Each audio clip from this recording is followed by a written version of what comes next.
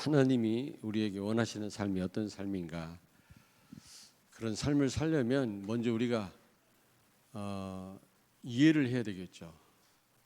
어떻게 살아야 되는지 우리가 알아야 되겠습니다. 오늘은 하나님의 이 사랑, 하나님의 사랑 이해입니다.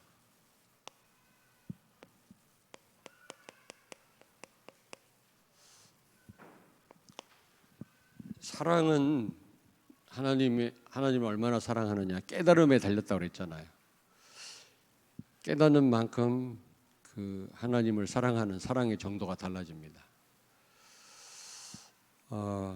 왜냐하면 우리는 이미 다 받았기 때문에, 받아야지만 우리가 하나님을 사랑한다. 그건 좀, 물론 우리가 체험을 해야지만 우리가 참된 그런 사랑을 할 수 있겠습니다만, 그러나 어떤 면에서는 이미 여러분들이 체험했든 하지 못했든 이미 하나님의 엄청난 사랑을 받았거든요. 근데 우리는 단지 모를 뿐입니다. 그래서 하나님의 그 받은 우리에게 주신 바 사랑을 우리가 깨닫는 게 중요하거든요. 근데 이게 우리가 막 열심히 노력한다고 되는 일은 아니거든요. 말씀을 들어야 되겠습니다만은 또 듣는다고 되는 것도 아니에요. 성령 하나님께서 깨닫게 하셔야만 깨달을 수가 있는 겁니다.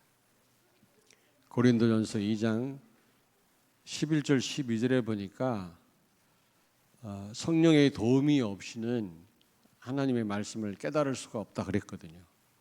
세상 학문이나 지식하고 달라요. 하나님의 말씀은 똑똑하다고 빨리 이해되는 게 아니고 하나님이 깨닫게 하셔야만 우리가 이해할 수가 있는 겁니다. 그래서 아직 하나님의 사랑을 잘 모르겠다, 그런 감동이 없다, 그런 분들은 좀 하나님의 은혜를 구하시기 바랍니다.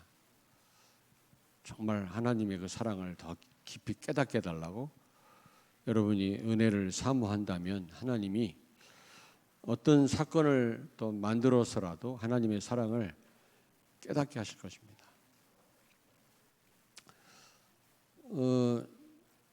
어떤 아이가 자기 엄마만 나타나면 친구들하고 막 회피해요. 도망가고 엄마가 아니라고도 하고. 왜냐하면 엄마가 얼굴에 아주 흉한 흉터가 있거든요. 아주 보기 싫을 정도로. 그러니까 이 어린아이가 자기 엄마만 나타나면 친구들하고 모르는 척하고, 혹시 저 사람 누구냐 물어보면 내가 아는 사람이라, 동네 사람이라고, 아줌마라고 그러고 막 부끄러워하고 그랬어요. 어느 때는 막 자기를 또 비관하고, 이 아이가 우리 엄마는 왜 얼굴이 저렇지? 다른 엄마들은 세련되고 예쁜데 우리 엄마는 왜 저럴까? 너무 아이가 괴로워하고 힘들어하고 그러니까 엄마가 불러서 얘기를 한 겁니다. 네가 어렸을 때 젖먹이 때 불이 났다 우리 집에. 근데 네가 집안에 갇혀서 불에 타 죽어야 되는데 소방관들도 들어갈 수 없는 그 불 구덩이를 내가 들어갔단다. 너를 안고 나오다가 이렇게 됐다. 그러니까 그 사실을 안 그 아이는 그때부터 너무 감사한 거예요. 엄마를 막 부끄러워하고 피하던 아이가 오히려 엄마를 자랑스럽게 얘기를 하고 엄마를 더 사랑하게 됐다라는 그런 얘기를 한번 들은 적이 있어요. 그렇습니다. 우리가 알아야 되거든요. 받은 바 사랑이 엄청나게 큰데 그걸 모르면 또 그걸 모르면요, 우리가 감사도 없고 하나님에 대한 사랑도 없고, 또 그 사랑을 받아야만 다른 사람을 사랑할 수가 있거든요. 최고의 사랑이 뭡니까? 이웃사랑이 전도 아닙니까? 그것처럼 큰 사랑이 어디가 있어요? 배고픈 사람 먹여주는 것도, 어려운 사람 도와주는 것도 사랑이지만, 제가 볼 때는 영원한 생명을 갖게 하는 거, 이것처럼 큰 사랑이 없다고 생각해요. 하나님의 사랑을 모르는 사람은, 또 거기에 대한 감사가 없는 사람은 다른 사람을 살릴 수가 없죠. 또 하나님을 사랑한다 하면서도 이웃을 사랑하지 않는다, 그거는 말도 안 되는 말입니다.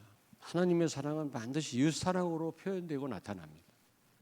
그건 반드시 동전의 앞면과 뒷면과 같아요. 하나님을 사랑한다고 하면서도 진짜 오늘 여기 보니까 베드로가 예수님이 아시지 않습니까? 예수님이 아시지 않습니까? 이 말은 무슨 말입니까? 진짜 사랑한단 말이거든. 사랑은 자랑하지 않습니다. 말로만 하지 않습니다. 베드로는 예전에 말로 했거든요. 다른 사람 다 버려도 나는 주님을 떠나지 않겠습니다. 생명까지 바치겠습니다. 영생의 말씀이 주님께 있는데 내가 어디를 가겠습니까? 막 장담하고 했는데 결국 예수님 부인했잖아요. 그건 진짜 사랑한다는 말이 아니거든. 근데 지금 말을 못 하잖아요. 이게 진짜 사랑이거든요. 사랑은 과시하거나 내 어떤 결심으로 되거나 자랑하지 않습니다. 사랑은. 자, 하나님의 사랑. 시간이 없으니까요. 뭐 다 아시겠습니다만 무조건적 사랑이에요. 조건이 없습니다. 우리는 조건적인 사랑을 하잖아요. 내가 너한테 뭐 해줬는데 너는 뭐 하냐 말이야. 당신 오늘 내가 무슨 날인지 알아? 굉장히 조건적입니다. 조건적으로 신앙생활 하는 사람 많아요. 막 하나님과 흥정해요. 내가 이렇게 했는데 웬일입니까 말이지. 하나님은 흥정 대상이 아닙니다.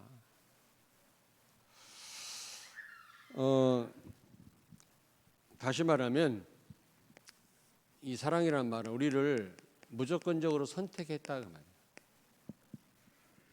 뭐 조건을 보고가 아니라. 그래서 말라기서 1장 2절 3절에 보니까 이스라엘 백성들이 하나님께 늘 반문했어요. 하나님 우리를 어떻게 사랑하셨는데요? 여러분 이런 무지한 질문이 어디 있습니까? 엄청난 사랑을 받았음에도 불구하고. 그러니까 하나님이 말씀하기를 야곱은 둘째고 에서가 형님 아니냐. 장자가 모든 축복을 받아야 되는데 에서는 저주를 받았고 야곱이 축복을 받지 않았냐. 그 말은 무슨 말입니까? 무조건적인 선택. 그런 선택을 받은 우리들이에요.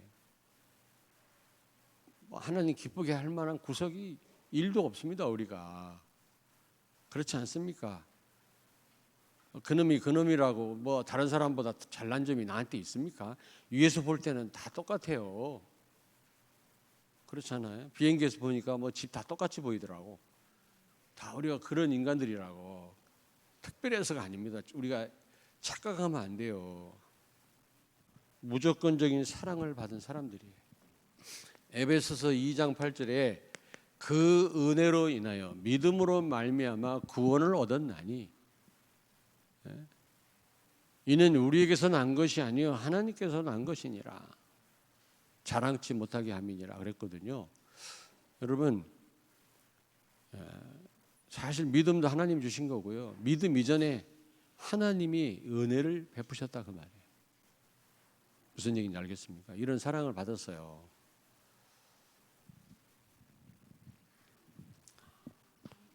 로마서 9장 11절 13절에 보니까 어머니 태중에 있는 에서와 야곱 차이가 뭐가 있겠냐.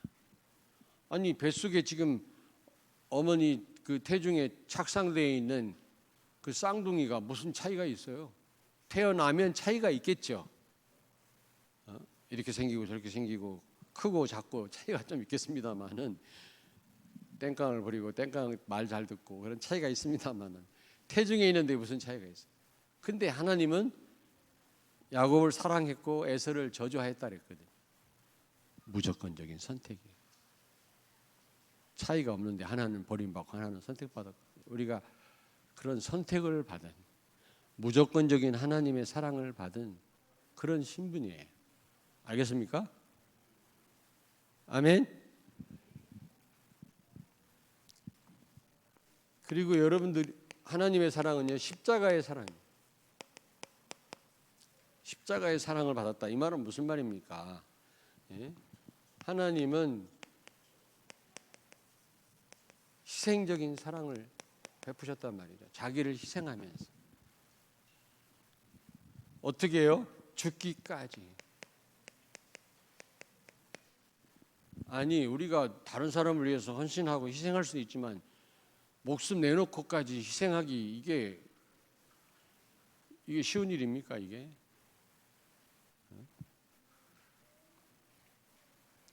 피 한 방울 남기지 않고 다 쏟아 부으셨거든요. 그런 사랑을 우리가 받았어요. 십자가의 사랑이란 말을.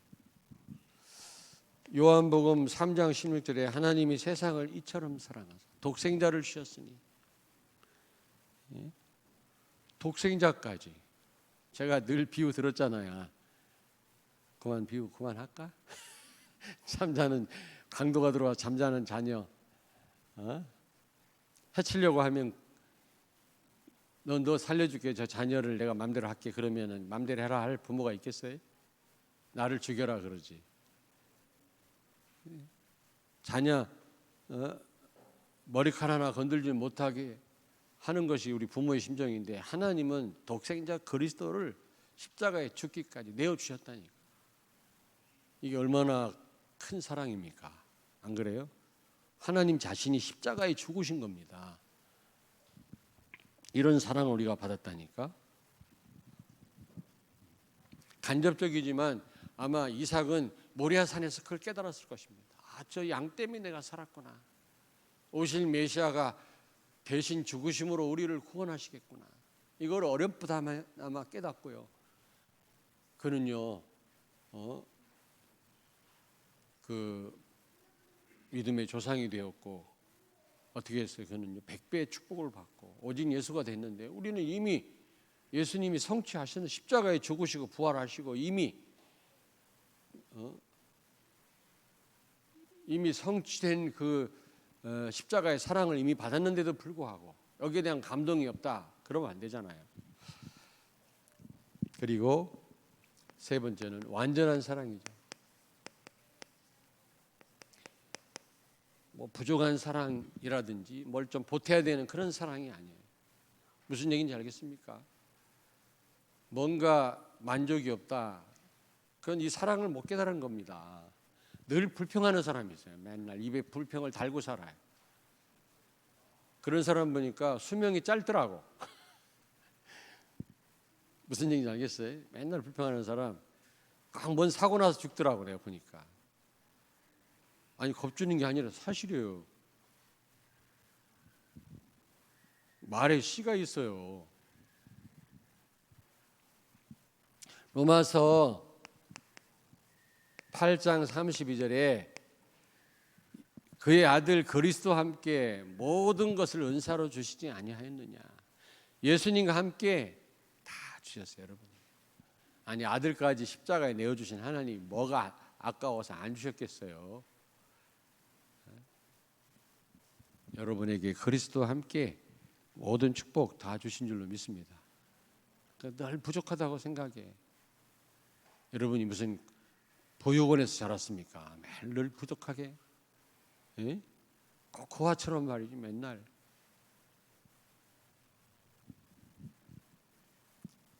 골로새서 2장 2절 3절에 예수 안에 모든 보화, 모든 축복, 지식 다 들어있다고 그랬거든요. 여러분은요, 복의 근원이에요. 끝이 없는 복을 받았어요. 근원이란 말은 끝이 없다, 그런 뜻이에요. 샘의 근원은 마르지 않습니다. 여러분이 받은 축복은 전 세계를 살리고도 남을 축복입니다. 그래 봬도. 그런데 우리는 늘 불평, 불만, 늘 결핍 가운데 살잖아요. 하나님 보실 때 얼마나 안타깝겠습니까? 이 탕자 비유 우리 부목사님 설교했습니다마는 큰아들이 문제라 이 탕자도 문제지만, 아버지께 다 네 거 아니냐. 죽어서 살아 돌아온 방탕하고 허랑방탕하고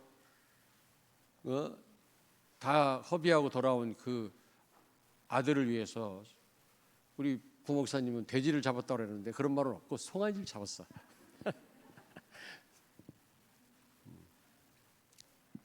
송아지가 더 값이 나가지.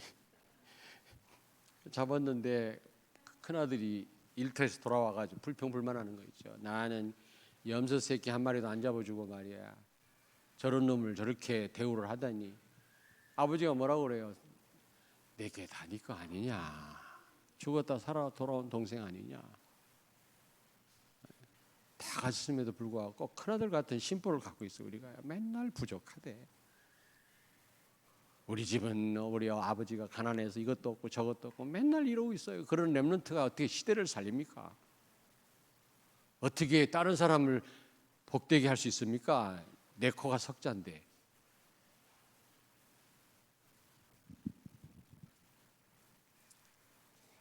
그 알렉산더 아버지가 필립인가? 필립 왕인데요. 그때는 나라가 작았죠. 그 많은 사신들을 이제 아프리카와 주변 나라에 보냈어요. 가서 하여튼 좋은 거 있으면, 배울 거 있으면 가서 배워가지고 가지고 와라. 사신들이 다 돌아왔다고. 돌아와가지고 뭐 어디 가니까 상아가 있고 보석이 있고. 근데 7살짜리 알렉산더가 가만히 그 사신들 말하는 보고를 듣고 있다가 잠깐만요. 그 나라는 어떤 전투 대형을 씁니까? 7살짜리가. 그 나라는 무기가 어떤 무기죠? 전투 대형은 무슨 대형입니까? 싸울 때 대형이 있거든요. 횡렬, 종렬, 뭐 이런 다이아몬드 대형 이런 전투 대형이 있다고. 그 대형을 뭔가를 물어봐서 세계를 제패했잖아요. 벌써 그 마음이 굉장히 중요합니다. 째째하게 맨날 우리 엄마는 아빠는 없고 가난하고 돈도 없고 이런 렘넌트는 시대를 못 살려요. 비록 가진 게 없고 부족하지만 그리스도가 나와 함께 나는 복의 근원이야. 이런 꿈을 가진 렘넌트가 시대를 살리지. 그래서 마태복음 28장 20절 볼지어다 세상 끝날까지 너희와 항상 함께 있으리라. 영원한 사랑을 받았어요. 여러분. 변함이 없는 영원한 사랑. 우리는 변덕이 많지만 하나님의 사랑은 변덕이 없어요. 우리가 변덕스럽게 왔다 갔다 하지. 한 번도 하나님 우리를 멀리 해보신 적이 없어요. 멀리 계시다고 생각하는 자체가 시험이라고 그랬죠. 그게 시험 들은 게 시험이 아니라.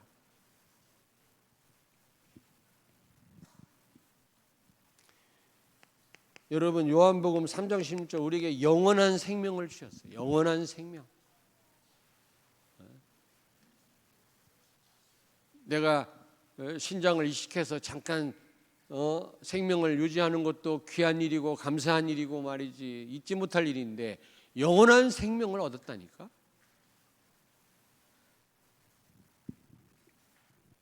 근데 여기에 대한 사실적인 그런 확신이 없어요. 성도들 가만히 보면.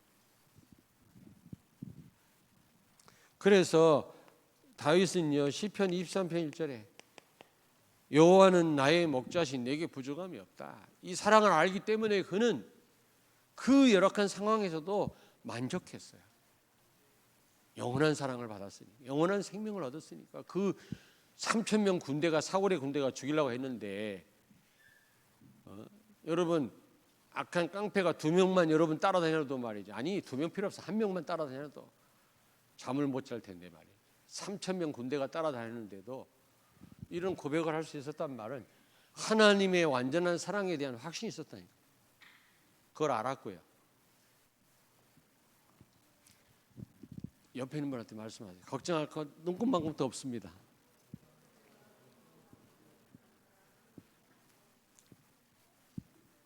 왜 눈곱이란 말 좀 추한 말을 썼냐? 걱정은요 그렇게 추한 거예요. 걱정하지 말란 말이에요. 하나님 볼 때 추하다고 그게.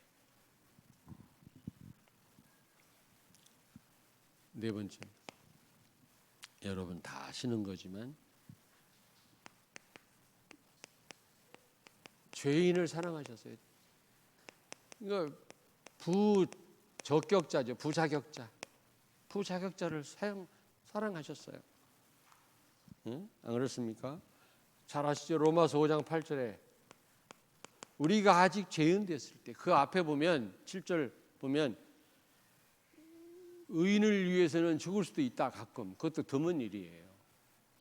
그러나 죄인을 위해서 죽는 인간이 어디 있냐? 정신병자가 아니면 거의 불가능한 일이지. 근데 우리 주님은 죄인 된 우리를 위해 죽으셨다 그랬어요.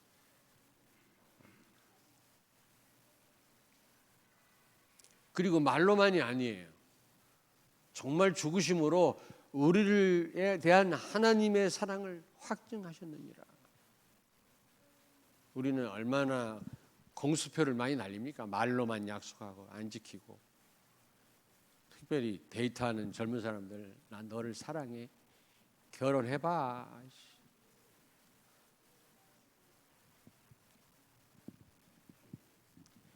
여러분, 젊었을 때 만난 그 부부가 평생을 같이 가요. 얼마나 소중한지 몰라요. 이런 말 딱 하면서 우리 집사람 머리를 봤어요. 마음에 찔려가지고. 근데 젊었을 때 만난, 여러분 결혼하잖아요. 만난 남편 아내가요 평생 같이 간다니. 자식도 아닙니다. 소중한 귀한 줄 알아야지 말이죠. 젊다고 힘 좀 있다고 막 함부로 대하고. 여러분, 두 번째입니다. 에베소 2장 1절에 보니까 죄와 허물로 죽었던 너희를 살리셨도다. 죽었던 우리를 살리셨대. 죽은 시체는 갖다 빨리 버려야 돼. 냄새 날 뿐이고 실끄대요 보기도. 얼마나 더럽습니까? 죽은 시체가 조금만 지나도 냄새 풍기고. 그랬던 우리를 살리셨대.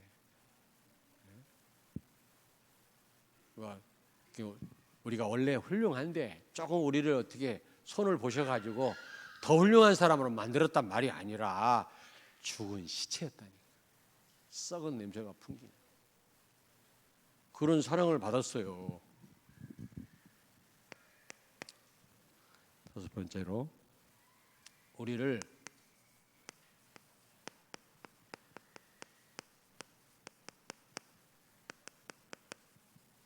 여러분 고린도전서 3장 9절에 우리를 동역자 삼으셨다 그랬어요.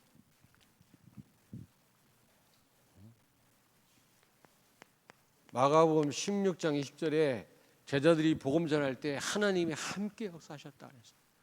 하나님이 우리의 동역자입니다. 나의 동역자예요. 하나님 혼자 하셔도 되는데 이 세계 복음 하는 일을 237 5천 종족 살리는 일을 천사도 흠모할 만한 일을 나한테는 맡기셨다고 말해요. 얼마나 감사합니까 여러분. 하나님이 다 하셔도 되는데 나한테도 그 일을 하시라는 겁니다. 나도 함께 역사하시겠다는 거죠. 마태복음 28장 20절에 모든 족속으로 제자를 삼을 때 내가 너희와 항상 함께 있으리라. 함께 동역하시겠단 말이거든요.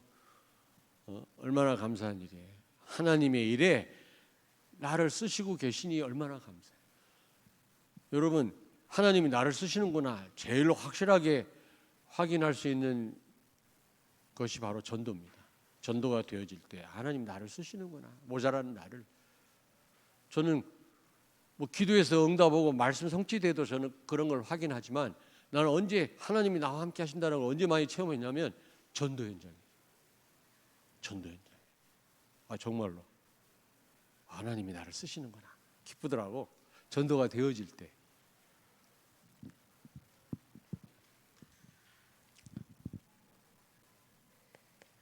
사도행 1장 8절 너에게 성령 임하시면 성령 충만 성령 하나님이 함께 하시겠단 말이에요. 하나님이 얼마든지 하실 수 있는 일을 우리와 함께 하시겠단 말이에요. 내가 너와 함께 하겠단 말이에요. 이게 보통 특권이 아니에요. 그렇잖아요?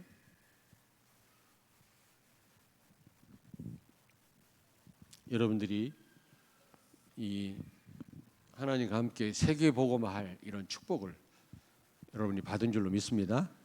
하나님이 까짓거 무에서 유를 있게 하신 하나님이 얼마든지 천지를 창조하신 하나님이 세계 복음화 순식간에 못 하시겠어요? 근데 왜 우리한테 맡기셨어요? 이게 얼마나 큰 축복입니까? 사단도 예수님이 박살 낼 수도 있어요. 초림 때. 근데 활동을 남겨두셨어요. 말라기서에 보니까 그 머리는 예수님이 깨트렸고 꼬리를 너희가 밟으리라. 사단을 같이 밟아요. 이게 특권이라고. 마지막 6번째, 제한적. 모두가 다 이 사랑 받은 거 아니에요, 여러분요. 이게 모두에게 주신 사랑이 아닙니다.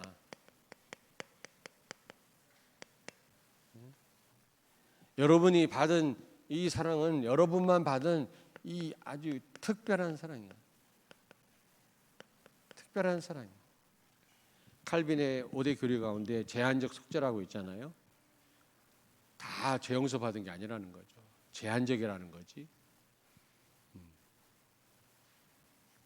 마찬가지 사랑도요. 다 이 사랑을 받은 게 아닙니다. 여러분과 내가 받은 거예요. 특별한 사랑을 받은 거죠.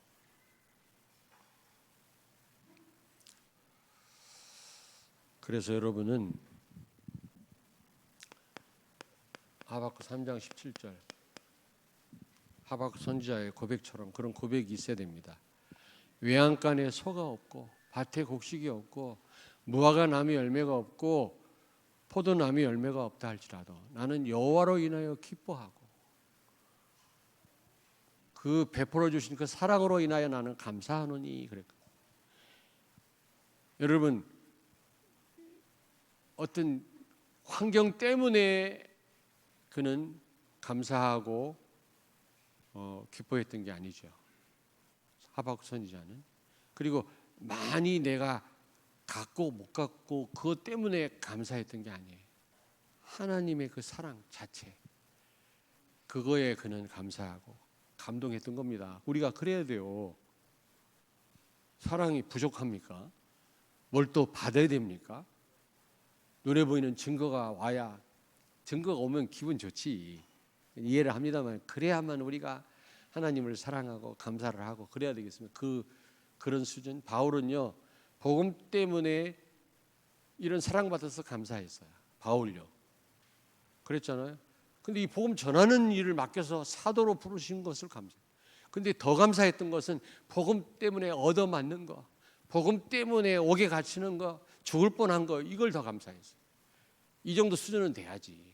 우리는 꼭 뭐가 잘 돼야 막 감사하고 이미 다 받아놓고도 말이죠. 다니엘서 6장 10절에 보니까 다니엘은 죽을 줄 알고도 감사하며 기도했다. 절대적 감사죠. 왜냐? 하나님의 이런 사랑을 알았어요. 그래서 그는요, 죽음 앞에서 감사했다니. 여러분, 성령께서 은혜를 주셔야만 이 사랑을 깨닫게 되는 것은 사실이지만은, 여러분, 다니엘과 같은 그런 절대적인 감사, 하박국 선지자와 같은 그런 기쁨 여러분에 있기를 바랍니다. 바울은 또 그랬어요. 항상 기뻐해라. 쉬지 말고 기도해라. 범사에 감사해라. 감옥 안에 있는 사람이 감옥 밖에 있는 사람들한테 내가 다시 말하노니 감사하고 기뻐해라. 그랬어요. 왜요? 하나님의 사랑을 알았기 때문에. 마치겠습니다.